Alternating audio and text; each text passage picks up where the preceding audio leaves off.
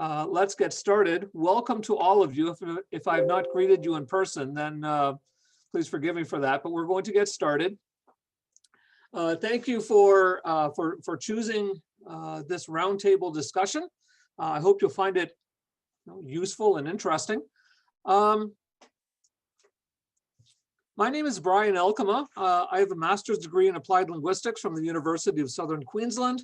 I've been teaching at Hundong Global University in Pohang for the past 4 years. Before that, I've also taught in Myungji University in Yongin, and I was in the Middle East for a year. So I've also done some ESL teaching in Canada, my homeland. And throughout my career, I've been, I've been looking at ways to really get students involved and integrated, and some of the different topics. I don't know how much of this online conference you've seen already. I went to the keynote address yesterday, and then the plenary session by Willie Renandaya this morning. So we're gonna hopefully build on some of this. On the screen now, can all of you see my screen? I hope you can. Good. This is what I have in mind for this 60-minute session. I'm going to give you well, 5 to 10 minutes, probably 10 minutes, kind of an introduction to the topic of student voice. Then there will be some time for kind of each of you to share your own initial responses about this topic, and then we can hopefully collaborate. I love Vygotsky, so we're going to co-create some meaning together, hopefully, as we move forward on this topic. Okay? So at Hundong, the program here, every university student is required to take some of their major classes in English. So the English program here is kind of a step ladder. There are four levels, and the main goal is to get students ready for participation in these English-based, English-mediated major classes. So there's actually a lot of incentive for the students to take it seriously, which I hope is good. It's always kind of a mixed bag. There are some students who take the English classes early, and we're going to talk about this a little bit later. They want to get their English requirements out of the way so that they can focus on their real majors. And then there are also the students who kind of leave the English classes until their very last semester, and then they need to take two English classes at the same time. And professor, please don't fail me because I need this course to graduate. And my response is, well, why didn't you take it earlier? But, yeah.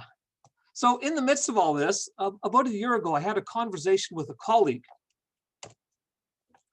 And my colleague, I've been working with him for about 2 semesters, and I had no idea he actually felt this strongly about the topic.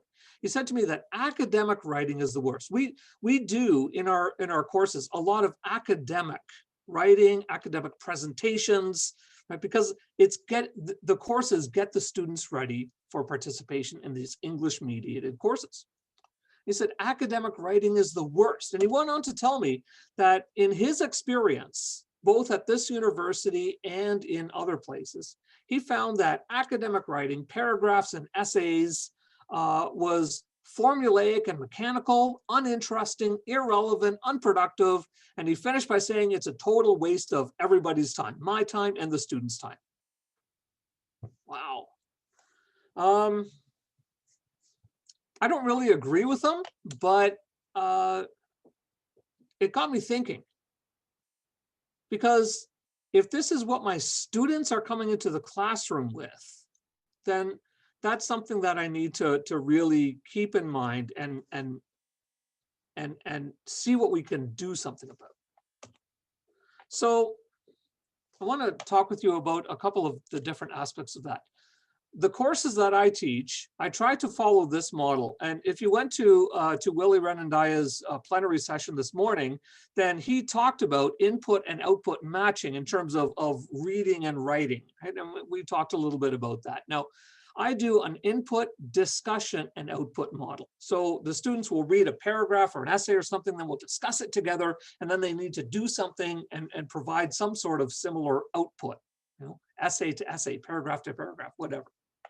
And generally that works, but I was thinking as I thought about this conversation with my coworker that discussions and presentations are effective really only if the wider audience can be kind of reached and contacted. And what that means is that we need to learn from each other. And this is where I come back to Vygotsky. I love Vygotsky. His social cultural approach is, we use language and we work together to construct meaning. Now, in order for that to work, there has to be value with each person's idea. Academic output, whether it's spoken, a presentation, or a discussion, or whether it's written, a paragraph or an essay, is based upon a single assumption that the author's ideas have value.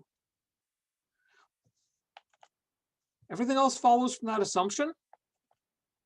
Words, sentences, paragraphs, essay, vocabulary, grammar, structure, all of that is based upon the single assumption that the ideas themselves have value, and the language is a system to share those ideas with somebody else. The problem is that in our language classes, both us as teachers and our students, we can disconnect the language from the ideas. And this is not always healthy. This is what I think prompted my coworkers' comments that academic writing, if we only focus on the systems and the structures, without ideas, it's hollow. It's like a donut. It's hollow at the middle where the idea should be. Here are some of the challenges that we face. I think many educational systems throughout the world, and in Korea, I think many educational systems do not prize student voice. Students are accustomed to learning from the teacher. Students are accustomed to learning from the textbook. Students do not come into my university classroom expecting to learn from each other. That's something I have to tell them. But in order for them to take a discussion or a presentation seriously, they have to get into this mode where they're ready to learn from each other. If they don't learn from each other, then a presentation or a discussion has limited value, and we're only doing it to complete the language requirement. But that's not actually helpful. Another challenge that we face in this is that in an EFL environment, EFL is English as a foreign language. Now, in ESL, English is a second language. A Korean student goes to Canada or Australia or the US or whatever. They have motivation. They can see the value of the language in the environment, the surrounding environment. But in Korea, in an EFL environment, students, I'm sure you all know what this looks like. Students walk into the classroom, you can see them flip the little language switch from Korean to English. And for the next 50 or 75 minutes, they're operating in English. And then on their way out the door, you can see them flip that switch back. They take a look at our courses as courses, not as useful, viable skills that are going to be, experienced in the larger world. They see our courses as courses with the regular old academic bargain where they put in the effort and I give them the grade. But that's very different from what we're actually trying to do of creating a set of language skills that are useful to communicate valuable ideas. A third challenge that we as teachers face is that we often focus on the structures because that's what we're most familiar and comfortable with. We are adequate to assess grammar structures, paragraph structures, right? Structures. We feel less confident, I think, many of us, in assessing the ideas contained within those structures. That's not always where our ideas have been. We've graduated from bachelor's or master's or doctoral programs in linguistics. But if somebody writes a paragraph about an engineering topic, we feel, I don't know enough about that. Now, I get that, but if we disconnect the structures from the ideas, we're back to this unhealthy situation where we're basically assuming that the ideas themselves don't have a lot of value. That's not helpful for us or our students. I think we need to reconnect the ideas with the structures to do our job really well. EAPs, which are the fourth level of our program, they are starting, and there's kind of a push on EAPs at different institutions, and I think it's a good push, because in EAPs, we're looking at both the content and the structure together. And that's what I want to see happening more and more. So let's talk a little bit about structures. To begin with, I think that structures, whether it's a grammar structure or a paragraph structure or an essay structure or whatever it is, it's supposed to be a tool. But I think a lot of our students see grammar and paragraph structure as a trap. If I don't do it right, my score is going to go down. Right? What we're trying to show them is that this is a way of communicating your ideas more effectively. So again, there's a kind of a disconnect between what we as teachers are trying to communicate and what our students are actually getting out of this. I think we need to redress this by saying that structures support ideas. Structures should not be, by teachers or students, disassociated from ideas. And when they are, then the motivation drops and we're back to, again, academic writing is pointless, boring, and irrelevant. That's true when there's this disconnect between the structures and the ideas. Now, let's look at how we can what are we doing about this? One of the things that I've been doing is using journals. And in my journals, I teach, in my courses, I do both structured and unstructured. I do structured reading, like paragraphs and essays. I also do unstructured reading, a novel. So my students respond to that by doing structured writing, paragraphs and essays, and also unstructured writing, journals. And the goal of the journal is to focus on their ideas and just get them to improve their fluency, their familiarity with writing in a way that really they don't need to worry about their grammar or their spelling or their punctuation or their topic sentence. It's about communicating their ideas. Right? So it's more about fluency, less about accuracy. As I read student paragraphs, I'm more and more moving towards responding to the ideas as well as the structure. I think we do need, as we talked about in Renandaya's, we do need to focus on the structure and provide some feedback on the structure. But if we only provide feedback on the structure and not on the ideas, I think we're doing our students a disservice because they think that the ideas themselves are not important. We're not saying that, but it's what we're doing. So I think I'm more and more trying to respond to their ideas as well. Presentations. As I teach presentation skills, I'm requiring my students to respond to other students' presentations by asking questions. And a certain amount of their score depends on that participation and response to other students' presentations. And on any presentation day, I'm telling my students, expect to learn from other students, expect to ask them questions, right? Engage with these topics. You can learn from each other. I've tried peer editing. That has not gone very successfully in my experience. So I'm hoping that maybe some of you can comment on this a little bit. But I'm thinking about changing that to peer review, where the students are responding less about the structure of the paragraph, which I can teach them, and more about the ideas of the paragraph, which is actually kind of the purpose. So that's something I'm considering doing in I don't know, this coming semester or the semester following, depending on how the semester plays out. So those are some of the things that I've been thinking about doing. Now, I'd like to know a little bit about some of your responses to this topic. Is this something you think is important, or am I taking this cart down the wrong path? I don't know.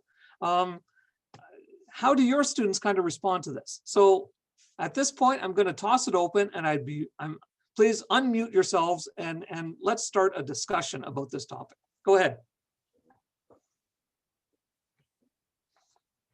Well, for me, this is very, it's good. It's heartening to hear somebody else talking about this stuff, because this is a lot of conclusions that I've come to about my writing teaching.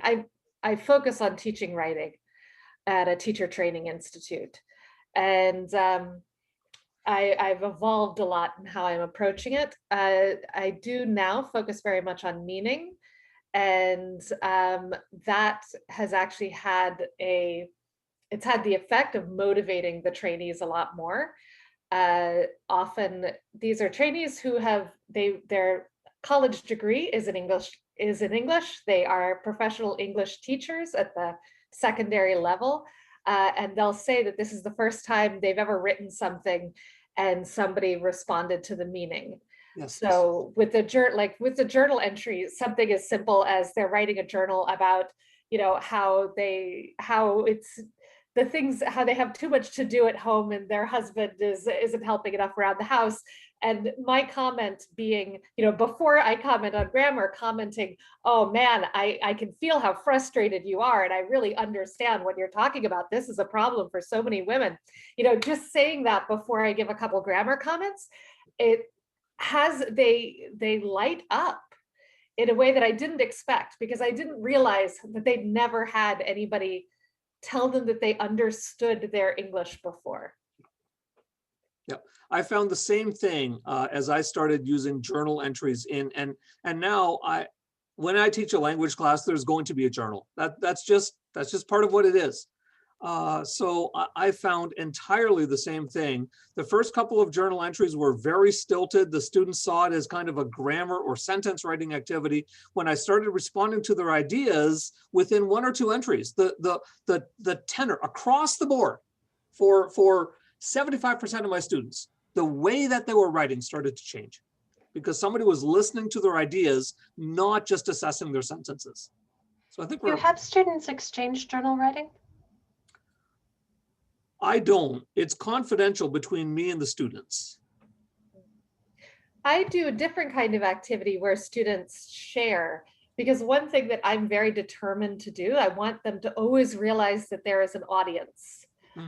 Instead of thinking that every piece of writing is a test that they fail or that they get a grade on, I want them to always think of an audience. So if it's not a journal where the audience is me, often we do things where the audience is their group.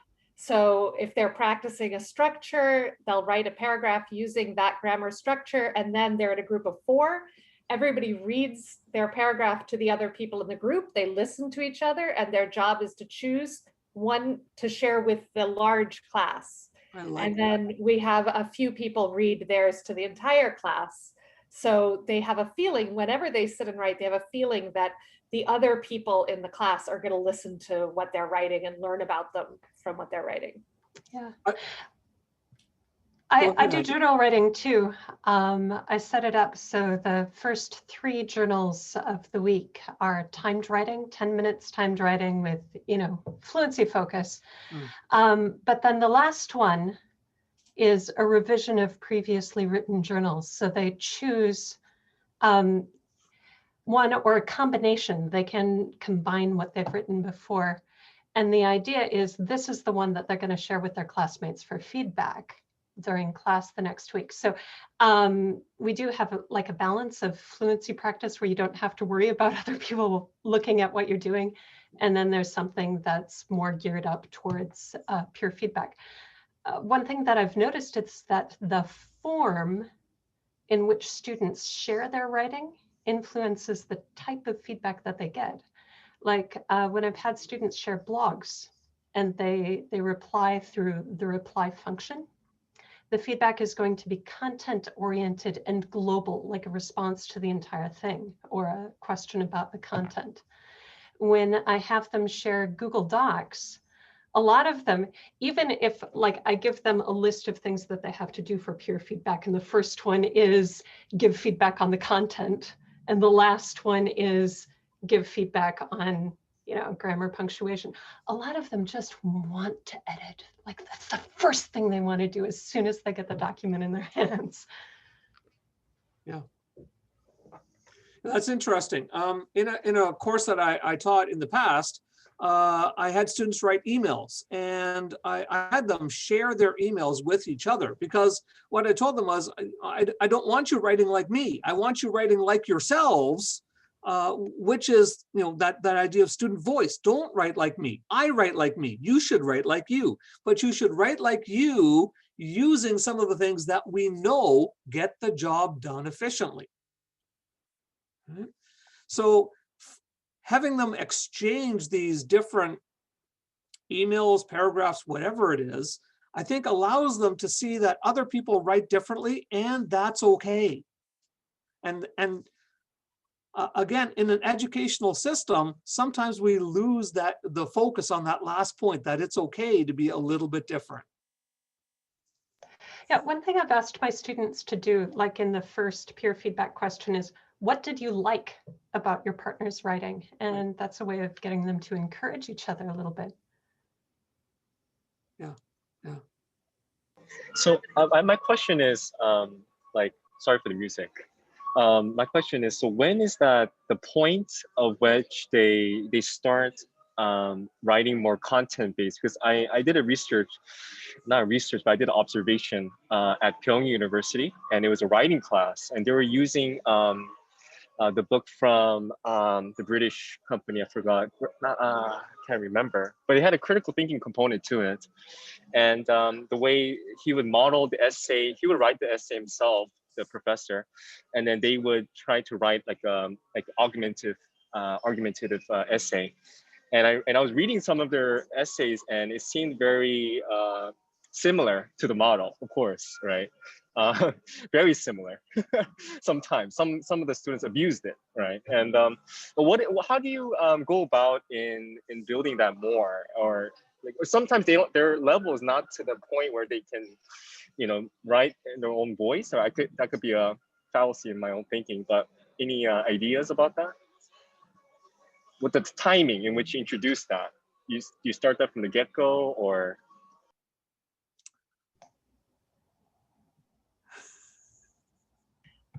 Can I want to hear your thoughts, but then I also have some thoughts on that. I'm not claiming to be an expert on this, but I teach at the university level, and I think that university students should have a voice. Now, I get that some individuals are more confident about that, and some need some more support, and that's okay, because a university is a place of learning. But that's kind of the goal.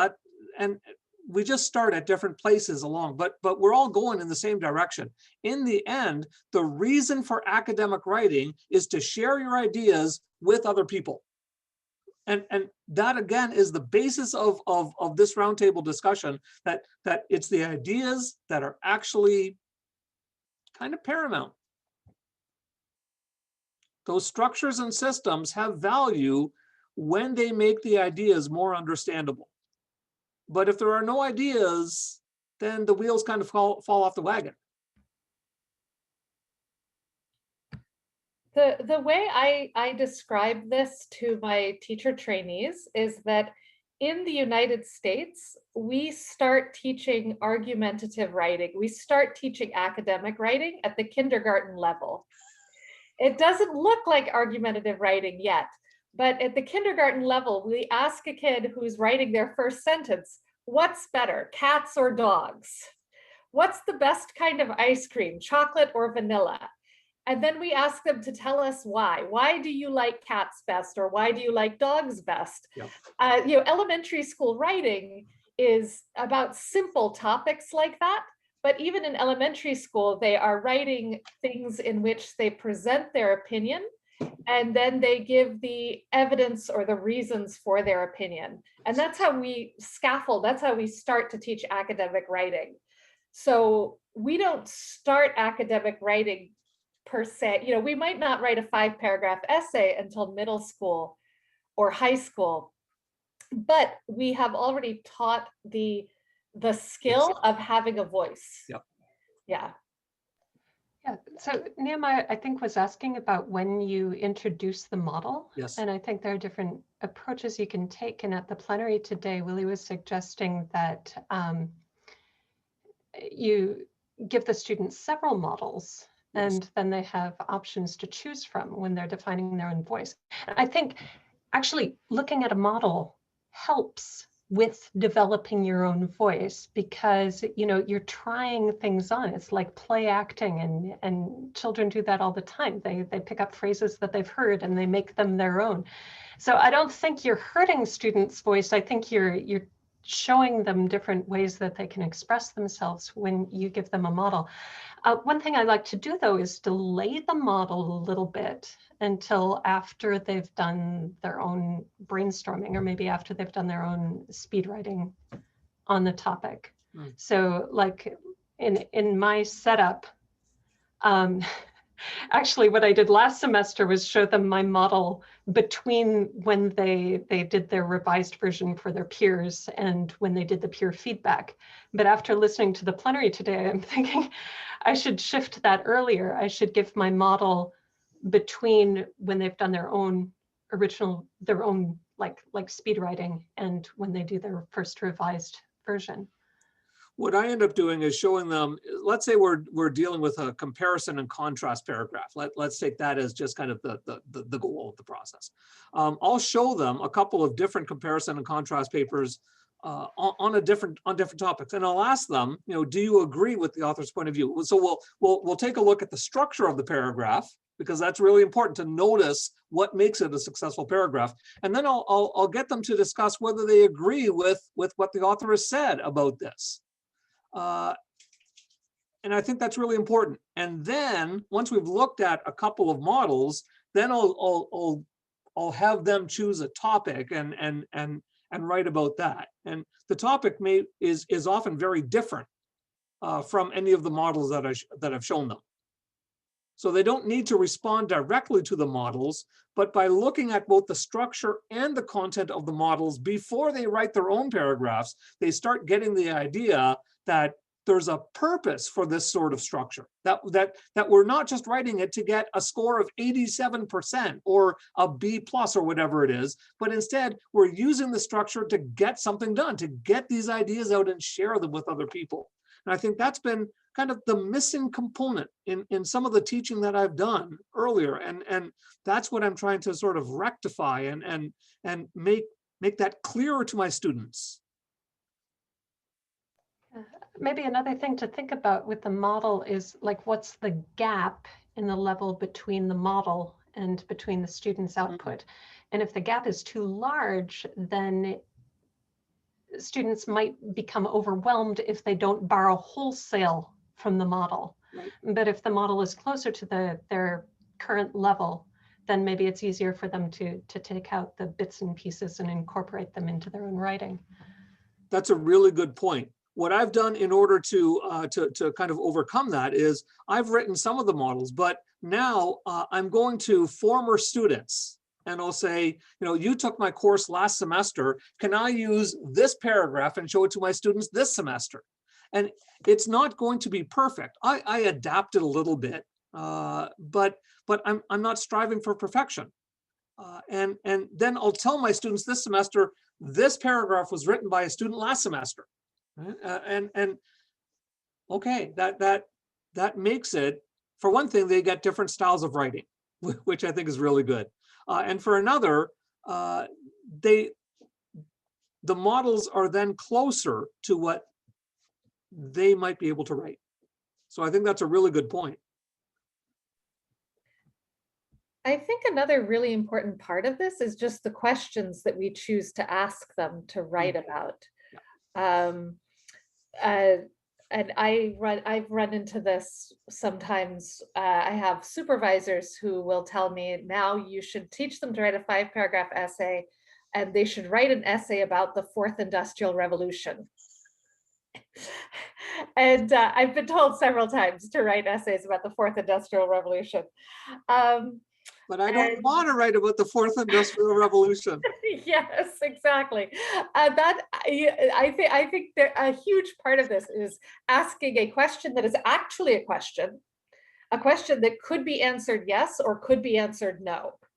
A question where we actually are open to the students having a variety of opinions, and choosing a question that they can have a variety of opinions about and that maybe they care about, that affects their lives. Yeah. For some of the paragraphs that I assign to my students, I'll say, okay, you need to write a comparison and contrast. And I've gone through, we've looked at some models and I've gone through how it should be structured. And I'm like, okay, the next thing for you to do is to send me a quick outline of what you want to write about. Here are some example topics, and go to it. You can use one of these example topics, but you don't need to. Right? So by Friday, send me an outline of what you're going to write about, and I'm going to take a look at that. Generally, that works. Last semester, I had one student who wrote a comparison and contrast paragraph about animals and vegetables. And I was just like, this paragraph does not need to be written, right? Like a lot of students were comparing and contrasting online education and offline education. Well, highly relevant, right, to their situation last year and all that. And this guy wrote about animals and vegetables. And I just like, I shook my head and so it was a well-structured paragraph, but the idea, honestly, so this is why I'm starting to provide more feedback on the basis of the ideas that are carried by these structures, as well as the structures themselves. Because a really good paragraph explaining why the moon is made out of green cheese is actually not a valuable paragraph. The moon is actually not made out of green cheese. So your paragraph is flawed from the beginning. It doesn't matter how good the topic sentence and the supporting points are, the basic premise is flawed.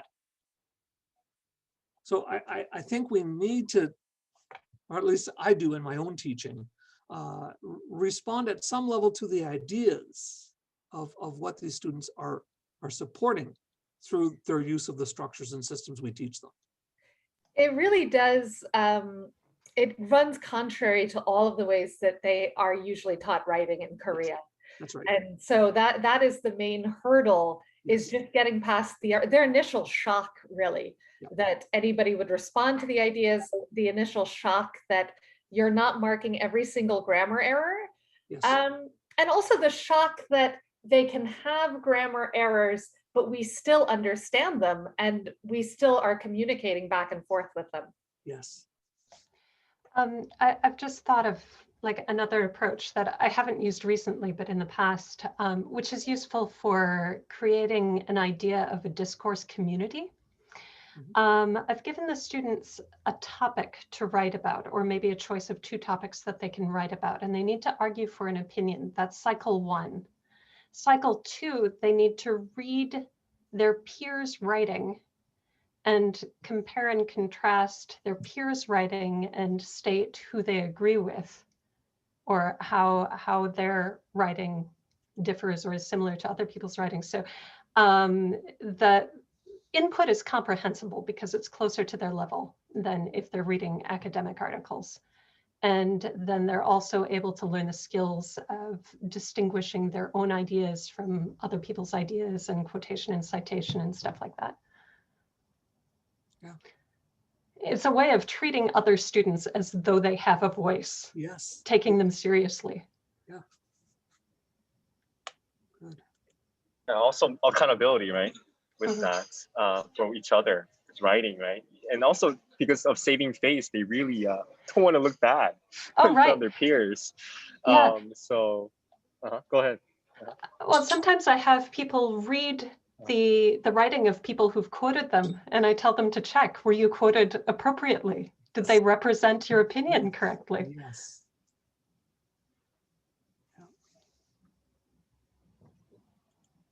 I was interested in, I know it might be a little bit different topic. I remember you, Bryan, Professor Bryan, you were talking about peer editing Yeah. and you wanted more peer review.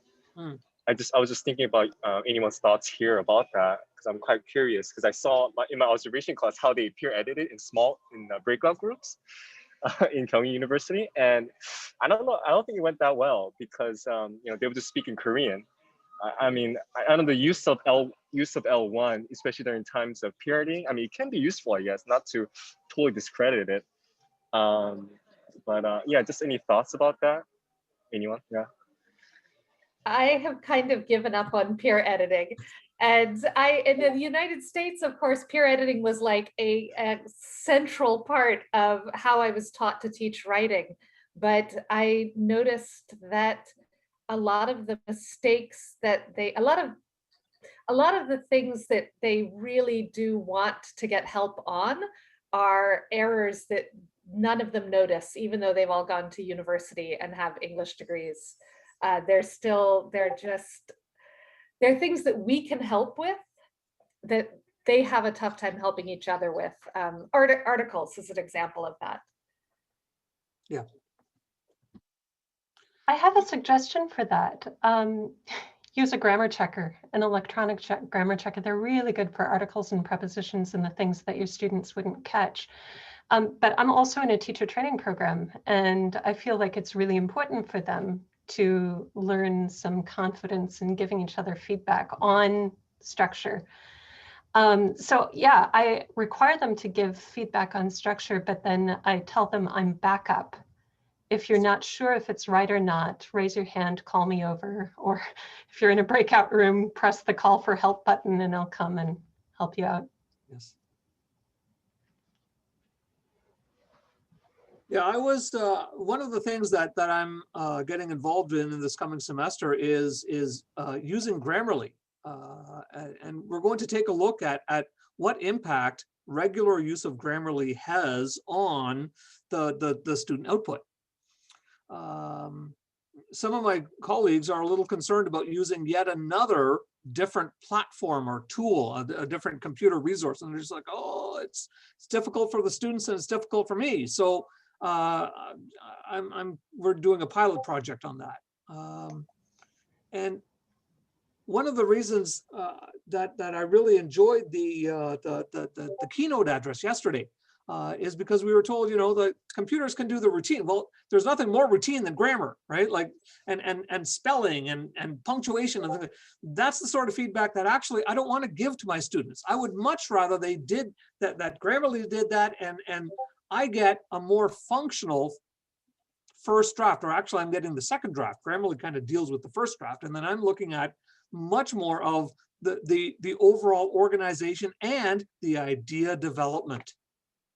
So that's kind of my hope. Now, I haven't done it yet, so I'm going to have to, maybe in the next conference, I'll do a little report on how that went and what I learned. I'm sure it won't be quite as good as I'm hoping for at this point, but I guess we'll have to see. But I think that some of these things are now starting to come together, at least for my own personal pedagogy about how this relates and what my role is as a teacher, using, if not AI, then IA, right? Intelligent assistance to get some of this, to ease the burden, both for me and for my students, so that I can focus more on the overall development of ideas. So I'm kind of excited about that. Sorry, go ahead. I'm excited. I want to hear what happens with the Grammarly experiment, because I'm always trying to explain, actually, I try to explain to learners that Americans can't spell perfectly, and they never believe me. They think that we all can spell English. And I say, no, English is difficult to spell, and it's difficult to spell no matter how long you've been spelling it. That is why we have Grammarly. These are native speaker tools, but they're native speaker tools that we can use for learners. Yeah. My experience with grammar checkers is that they really save a lot of time, especially if you do them before peer review, because it can knock out a lot of those questions and give the students more of a chance to focus on the more meaningful things. Yes. one of the things that that Willie Renandia spoke about in his plenary was that focused feedback tends to be more efficient. If we give the kind of the shotgun approach of I'm going to correct your grammar and your punctuation and your ideas and your topic, then the stuff that I really want my students to focus on is going to get lost in this kind of cloud of red. I think he's right about that. I think I would much rather give one or two really pertinent suggestions. And that also allows me to comment on what the student has done well, which sometimes gets overlooked in this as well.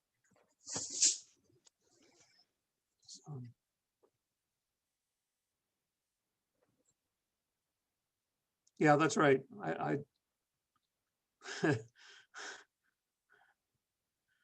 just trying to keep it realistic for us as teachers as well as for our students, absolutely. So another reason for focusing on meaning when I'm responding to journal entries is that it saves me the time of going through all of the grammar. yeah. Yes. And that is it is useful to prioritize. Yeah. Yeah. I find, actually responding to the meaning takes more time, because I have to process the entire piece of writing before I can start responding. If I'm just looking at grammar, I can, at the first sentence, I can circle some things and whatnot. So I find actually I have to limit the amount of time that I spend giving feedback on meaning too. Maybe this is why I'm so emotionally exhausted these days. Reading all these Right. journal entries about people's marriages and children. Wiped out. There's a student role there too. If you have students responding to each other, it reduces the burden on the teacher to give feedback on absolutely everything. So like one thing I do in my process, after students have responded to each other a few times, they take the best of those essays and then bring that to me for one-on-one feedback. So I don't have to deal with everything. And when you give maybe like a form focused like feedback, I heard like circling is really good. The circling, maybe there's one or two features that you want to focus on. Is that how you guys would go in doing that? Or is another idea that is kind of what I did, but. I use a program called Turn It In, and it's a platform that allows me to. The reason I do it is because my own handwriting is terrible. I mean, I cannot read my own handwriting, let alone my poor students. So I don't do any sort of circling with a pencil or anything like that. But Heidi, your point is actually where I'm going. A lot of times, if we just point out the errors, it comes back to this whole issue of error correction. And I mean, there's lots of research on error correction. If we do it for them, they may not learn from it. If we don't do it for them, they may not be able to correct their own errors. You replace an incorrect preposition with a different incorrect preposition, you actually haven't gone anywhere, right? So what I'm starting to do, we have a website that my wife and I created, and for the paragraphs that I'm last semester, a lot of students could not write a good topic sentence. So I ended up typing the same comments over and over and over.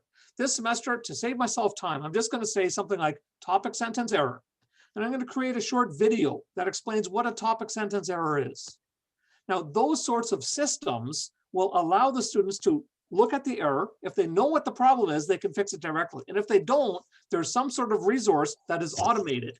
And I know it's on because I've actually automated it. So it's going to take me, 5 or 10 minutes at the beginning of the semester, but it should save me time through the semester. And that allows the students to learn and correct their own errors, which is kind of the, that's the target that we're really shooting for. This sounds like the ideal. I have a compromise because I haven't made any videos and I don't have anything really complex to refer them to, but I have taken the approach of, on each paragraph, I tell them I'm going to correct 3 things that are really important. And I'm going to give you, each one of those is a pattern, and I want you to memorize that pattern. So at least with my students, a lot of them are they're high enough levels that the mistakes are things like using how they use phrasal verbs, mistakes in how they use prepositions. They're common mistakes, but they are all different from each other because they all went to different universities before they came to me. So every one of them will have different mistakes. But each one will get 3 things, and I use Google Docs is where we do things at my institute. But they've always got like 3 comments there on like, here's an English pattern, or here's a common collocation, or here's something you need to know about this verb. And I just type in comments there and say this, you're going to learn 3 things from this paragraph. Next paragraph, you'll learn 3 more things. Right.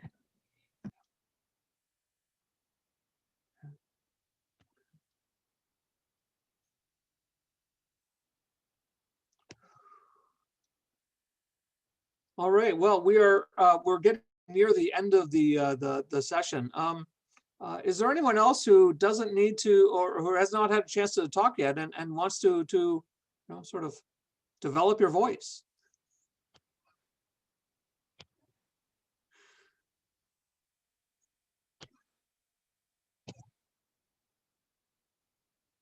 Well, if not, then I'm willing to I'm willing to close it off, or feel free to stick around, or whatever. But thank you very much for your participation. And I wasn't really sure what to expect out of this. This is the first time I've run one of these roundtable sessions. So thank you very much for your active participation. And I've learned a lot. You've given me some very helpful ideas and responses. So like Jessamine said right at the beginning, I'm glad it's not just me, right? There's other people who are kind of feeling the same way, and we're kind of fumbling our way forward. I am hoping to find some good things out about Grammarly. So like I said, maybe in the next conference or whatever, I'll put together something about what I learned from that, and maybe what we could do. Could I ask a very final question real quick? Sorry, I kind of jumped in at towards the end. Oh, that's fine. Yeah. So you said that you created a web page with your wife. Yeah, that's right. So that took a lot of time, and like, it's a kind of like, for me it's ideal, but like, I'm not really good at technology. So right. Fortunately, my wife is a woman of many talents, and she's put together websites before. So we're using a resource at Weebly, which means it's free. There is a premium version. We're using the free version. In line with what Willie Renandaya talked about, is something that I've been sort of moving towards as well. So we started putting models of some of these different paragraphs on the website, and I'm just loading up more and more stuff. We have new teachers coming in, so now I've got some new teacher resources that I put on the website. So it's in the long run, what I'm hoping to do is kind of replace a textbook with more personalized paragraphs, presentations, things like that our students can benefit from. It's a work in progress. We've been working on it for the past 3 years, and it's nowhere near completion in terms of what I want to do. But every vacation, I spend a little bit of time developing some new materials and putting them up. And during the semester, I generally don't add to it a whole lot because I don't have the time. Mm-hmm. So yeah, thank you very much. It's a long-term. If you want to take a look at it, it's open access. dlecafe.weebly.com. I'll just put that in. Yeah, thank you very much. So you can take a look at that. It's not professional, right? I'm a professional teacher, but this is not a professional website. But we're getting there. We're moving. I'm taking some steps in the right direction. I see. So thank you very much. yeah, you're very welcome. Thank you for that. I just wanted to point out, if you're interested in having your students doing self-correction rather than getting an answer from their grammar checker, then virtual writing tutor is a nice option. It doesn't give the correction, but like the rule. I'm sorry, what was that tool? I put it in the chat room. It's virtualwritingtutor.com. Yes. Okay. Good. So it encourages self-correction.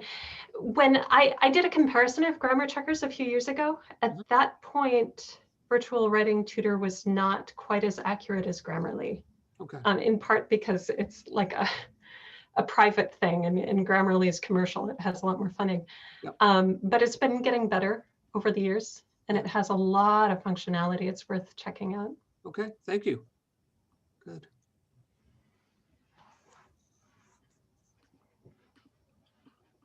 Yeah, I've just got a message from kind of the coordinator of this Zoom session to remind me that we've got about 9 minutes remaining in this session. So good. Well, I think I'm about ready to wrap things up. So again, thank you very much for your participation. It's been a pleasure to meet all of you and hear from you. And I wish you all the best in the coming semester. So take care, ladies and gentlemen. Enjoy the rest of the conference. Thank you